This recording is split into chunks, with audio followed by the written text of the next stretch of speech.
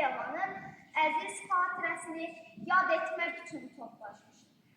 Zərifə xanım deyəndə gözümüzün önünə ilk növbədə nur saçan baxışlar, ana şəfqəti və Azərbaycan qadınına nəcib xüsusiyyətləri özündə birləşdirən bir obraz sanır. Mən insanların gözünə işıq verməyi seçdim. O dövrdə Azərbaycanda geniş yayılmış travma xəstəliyinə qarşı mübarizə aparmaq mənim üçün sadəcə bir vəzifə deyil, bir vicdan borcu idi. Mən istəyirdim ki, hər bir Azərbaycanlı dünyanın bütün rəngləri ilə görə bilsin. Zərifə xanım təkcə praktik bir həkim deyil, o həm də böyük alimdir. O peşə xəstəliyi, xüsusilə kimya sənayesində çalışanların görmə qabiliyyətinin qorunması üzrə dünya miqyaslı tədqiqat aparmışdır.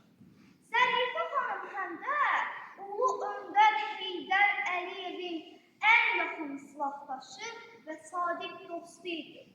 O bir dövlət xadiminin çiyinlərindəki ən böyük yükü bölüşmüş zəif bir çiyin və ailə ocağının sönməz odu idi.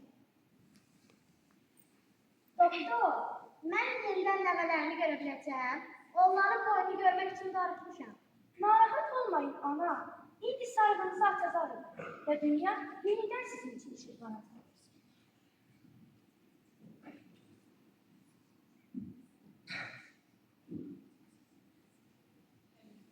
Görürəm, şükür olsun, hər şeyi görürəm.